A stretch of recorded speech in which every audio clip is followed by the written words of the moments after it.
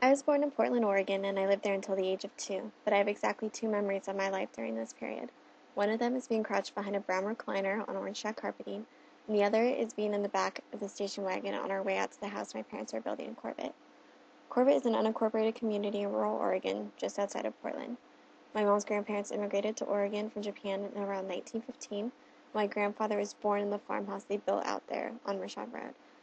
In the early 1980s, my parents purchased some land from one of my grandfather's sisters, where they built a house that we would live in for the next 14 years.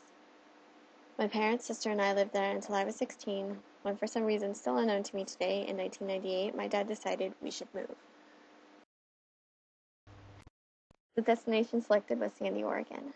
Sandy was similar to Corbett in that it was primarily rural, but it was an actual city with a mayor that boasted some fine amenities such as grocery stores and gas stations with more than one pump. After our first year there, my dad decided it was time to move on again, but this time by himself. My mom, sister, and I stayed one more year until I graduated from high school, and then I left for college, and the two of them moved closer into town. I spent the next 4 years in McMinnville, Oregon, where I attended Linfield College.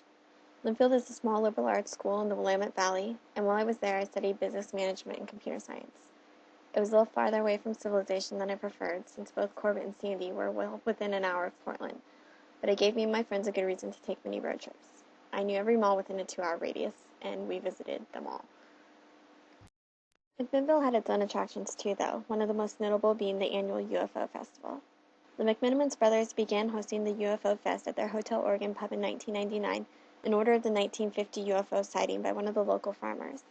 Every year since then, they feature live music, presentations, and most importantly, the costume parade. Following graduation, I lived with my mom and then my sister in Gresham. Gresham is to the immediate east of Portland and is part of the Portland metropolitan area.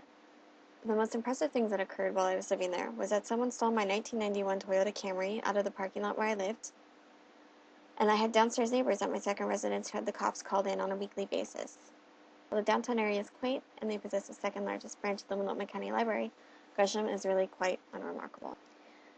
In 2008, I began working at a software company in Beaverton, which is on the opposite side of Portland from Gresham. In order to reduce my commute and to live on my own for a while, I moved out to the Tannisbourne neighborhood of Hillsborough, which is adjacent to Beaverton.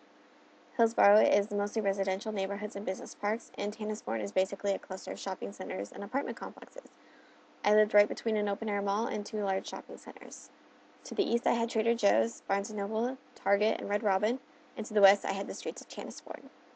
The streets of Tannisbourne has a Macy's, Gap, Banana Republic, and REI. Despite the fact that living in Tannisbourne was like living in a cultural black hole, the retail convenience was incredible. My boyfriend moved in with me in 2009, and after another year in Tannisbourne, we decided it would be nice to move into the city. My parents have a small house just outside the Hollywood district that we have been renting from them.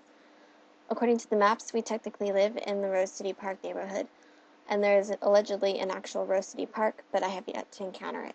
There are signs, though, so it must be true. This past winter, we had to tear up our front yard and replace a sewer line. We have a nice big backyard, several rose bushes, and the cats seem happy. And really, what else matters?